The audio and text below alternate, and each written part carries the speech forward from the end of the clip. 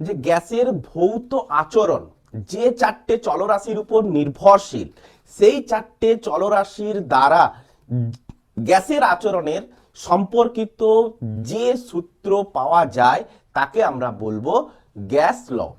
Basically তিন প্রকারের gas ল হয়ে থাকে।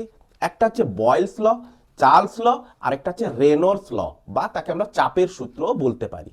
তো আজকের যে টপিকসটা আমি বলবো সেটা হচ্ছে গ্যাস লয়ের প্রথম টপিক বলতে প্রথম সূত্র বয়েলের সূত্র। কি বলবো? বয়েলের সূত্র। এই বয়েলের সূত্র কিভাবে এসছে তার একটু ব্যাখ্যামূলক, একটু মানে ঐতিহাসিক ব্যাখ্যাটা একটু জেনে নেওয়া যাক। তো বিজ্ঞানী বয়েল ছিলেন অক্সফোর্ডের একজন সায়েন্টিস্ট, বিজ্ঞানী। তো বিজ্ঞানী বয়েলের সঙ্গে তার সহযোগিতা করতেন বিজ্ঞানী রবার্ট হুক। তো রবার্ট হুক বয়েলের সঙ্গেই কাজ করতেন। তো ওই সময় বিজ্ঞানী, সালটা কাছাকাছি 1655। তো ওই রকম সময় বিজ্ঞানী বয়েল রবার্ট হুককে একটা মেশিন আবিষ্কার করার জন্য প্রস্তাব দেন। মেশিনটা হচ্ছে কি বায়ু নিষ্কাশন বা বায়ু পাম্প যন্ত্র, যার নাম পরে হয়েছে কি মেশিনা অফ বয়েলিনা। তো এই নামটা হয়েছে। তো ওই সময় বিজ্ঞানী গরিক, সমকালীন বিজ্ঞানী, তো সালটা তোমার কাছাকাছি ধরে নাও 1665 সাল, ওইরকমই সাল হবে। তো ওই রকম সালে বিজ্ঞানী গরিক একটা বায়ু নিষ্কাশন পাম্প তৈরি করেন। যখন এই বায়ু নিষ্কাশন পাম্প আবিষ্কার হয়ে গেছে, এই ধারণাটা যখন বিজ্ঞানী বয়েলের কানে এসে পৌঁছেছে, তখন বিজ্ঞানী রবার্ট হুককে প্রস্তাব দেন যে একটা বায়ু পাম্প মানে বানাতে হবে, আবিষ্কার করতে হবে, যার দ্বারা আমি যে চিন্তাধারা করছি যে আমি যে একটা পরীক্ষা নিরীক্ষা করব, তার জন্য এই বায়ু পাম্পের খুবই প্রয়োজন। তো বিজ্ঞানী রবার্ট হুক বয়েলের কথা অনুসারে বায়ু পাম্প একটা আবিষ্কার করেন এবং সাফল্যিত হন, এবং সেই বায়ু পাম্পের দ্বারা বিজ্ঞানী বয়েল উনার এই সূত্র আবিষ্কার হয়েছে। তো এর পেছনে বিজ্ঞানী রবার্ট হুকের খুবই গুরুত্বপূর্ণ একটা ভূমিকা ছিল। তো বিজ্ঞানী বয়েল তিনি কি করেছিলেন এই বায়ু পাম্প যন্ত্রের সাহায্যে? না, তিনি করেছিলেন কি না, এইরকম একটা বিকার নিয়েছেন, যে বিকারে একটা পিস্টন লাগানো আছে। সেই পিস্টনে কি করা আছে না, একটা বায়ু পাম্প মেশিন লাগানো আছে। এই পিস্টনটার সাথে একটা বায়ু পাম্প মেশিন, তো মেশিনটা লাগানো আছে, যে মেশিনটা কি করতে পারে না, বায়ুকে, বাইরের বায়ুকে গ্রহণ করে এখানটায় মানে পাম্প করতে পারে আর কি, মানে চাপ প্রদান করতে পারে। বায়ুকে গ্রহণ করে কি করবে, ভেতরে চাপ প্রদান করতে পারে, চাপ আবার মানে হ্রাসও করতে পারে। তো এইরকম কিছু একটা বায়ু পাম্প, এটা হচ্ছে বায়ু পাম্প। আচ্ছা, তো এবার তিনি এই বায়ু পাম্প যন্ত্রে কি করেছেন না, যখন বর্তমানে তিনি কি করেছেন না, পাম্প দেননি। এই অবস্থায় বাহ্যিক বায়ুর চাপ কত না, তিনি ধরলেন যে P1। তো ভেতরে যে গ্যাসীয় পদার্থ রয়েছে, ওই গ্যাসীয় পদার্থের দ্বারা সংশ্লিষ্ট আয়তন ধরলেন V1। প্রথমত আমি বলে রাখি, বিজ্ঞানী বয়েল যে পরীক্ষাগারে এই পরীক্ষাটি, এক্সপেরিমেন্টটি করছেন, ওই পরীক্ষাগারের একটা শর্ত ছিল। কি শর্ত না, এই যে সিলিন্ডারটা নিয়েছেন, এই সিলিন্ডারের কোনো লিক অংশ যেন না থাকে, যার ফলে এর ভেতরকার গ্যাস যেন বাইরে বেরোতে না পারে। অর্থাৎ প্রথম ক্ষেত্রে, যা এক্সপেরিমেন্টের একদম প্রথম অবস্থায় এই গ্যাসীয় পদার্থের যে ভর ছিল, এক্সপেরিমেন্ট করার পরে সেই একই ভরই যেন থাকে। অর্থাৎ ভর তিনি নির্দিষ্ট রেখেছেন, ভর তিনি চেঞ্জ করেননি, ভর নির্দিষ্ট রেখেছেন। এটা উনার একটা শর্ত। সেকেন্ড শর্ত কি ছিল না, এই পরীক্ষাগারের মধ্যে এক্সটার্নালি কোনো তাপের যেন প্রদান না হয় বা তাপ যেন নিষ্কাশন না হয়। তার মানে উষ্ণতা তিনি কি করেছেন, অপরিবর্তিত রেখেছেন বা নির্দিষ্ট রেখেছেন।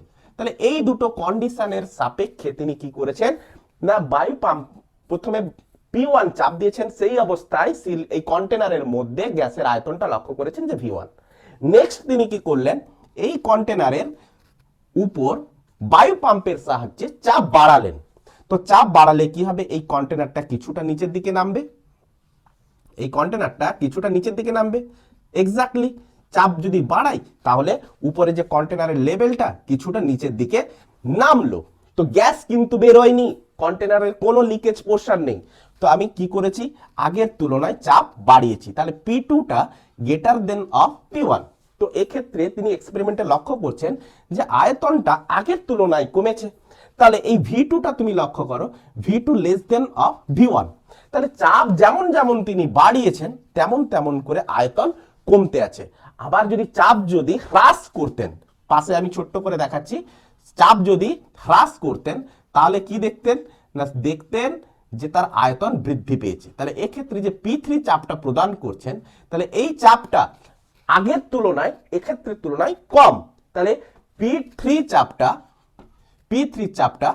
P2 থেকে কম, যার ফলে দেখা গেছে আগের তুলনায় আয়তন আবার বৃদ্ধি পেয়েছে, যে V3 আয়তনটা V2 তুলনায় বেশি হয়ে গেছে। তাহলে চাপ বাড়াতে আয়তন কমেছে, চাপ হ্রাস করতে আবার আয়তন বৃদ্ধি পেয়েছে।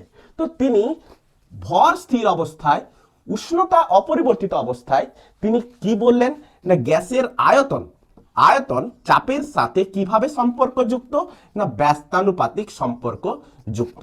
তাহলে এই ফর্মুলা থেকে তিনি বললেন কি না, V proportional to 1/P। Gas কিন্তু আনচেঞ্জ রয়েছে, ভর আনচেঞ্জ রয়েছে, আর উষ্ণতা আনচেঞ্জ রয়েছে, অপরিবর্তিত রয়েছে। তাহলে V প্রপোর্শনাল টু 1/P। তাহলে PV ইকুয়ালস টু আমি কি লিখতে পারি, কোন একটা ধ্রুবক বলতে পারি। সমানুপাতিক চিহ্নকে উঠাতে গেলে একটা ধ্রুবক পদ আমাকে গুণ করতে হয়, কোনাকুনি গুণ করে দিয়েছি। তাহলে PV ইকুয়ালস টু ধ্রুবক।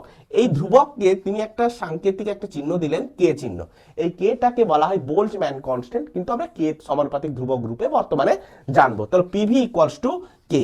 তাহলে এই সমীকরণ ধরে তিনি কি করলেন, এই গ্যাসটার ক্ষেত্রে, নির্দিষ্ট গ্যাসের ক্ষেত্রে, গ্যাস কোনো চেঞ্জ হবে না, তাহলে নির্দিষ্ট গ্যাসের ক্ষেত্রে তিনি কি বললেন না, m ভরের T উষ্ণতায়, ভর আর উষ্ণতা স্থির, m ভর ও T উষ্ণতা স্থির রেখে বা স্থির অবস্থায় লিখো, স্থির অবস্থায় P1 চাপে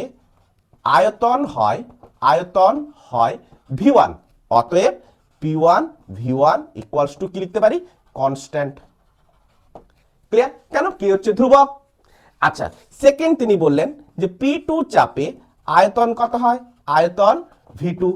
তাহলে এই সূত্র অনুযায়ী কি বলতে পারি, P2 V2 equals to constant, মানে হচ্ছে কে। আচ্ছা, অর্থাৎ দুজনের রাইট হ্যান্ড সাইড যদি কনস্ট্যান্ট মানে কি একটা নির্দিষ্ট সংখ্যা, তাহলে লেফট হ্যান্ড সাইড ডেফিনেটলি সমান হবে। তাহলে P1 V1 equals to P2 V2। তাহলে এটা ছিল কি না, বয়েলের সূত্রের গাণিতিক ব্যাখ্যা। এটা হচ্ছে তার গাণিতিক ব্যাখ্যা। তাহলে বয়েলের সূত্র কি ছিল না, বয়েলের সূত্র ছিল এটাই, ভর ও উষ্ণতা অপরিবর্তিত অবস্থায় গ্যাসের আয়তন চাপের সহিত ব্যস্তানুপাতে পরিবর্তিত হয়। তার ছোট্ট একটা ব্যাখ্যা আমরা দিয়ে দেব যে গ্যাসের আয়তন V এবং গ্যাসের চাপ যদি P হয়, তাহলে PV ইকুয়ালস টু ধ্রুবক, তো PV ইকুয়ালস টু K। এবার যদি গাণিতিক ব্যাখ্যা যদি চেয়ে থাকে, তখন আমরা লিখব নির্দিষ্ট গ্যাসের ক্ষেত্রে M ও T স্থির অবস্থায় থাকলে P1 চাপে আয়তন হয় V1, তো P1 V1 equals to constant. Similarly P2 V2 equals to constant, তো P1 V1 equals to P2 V2।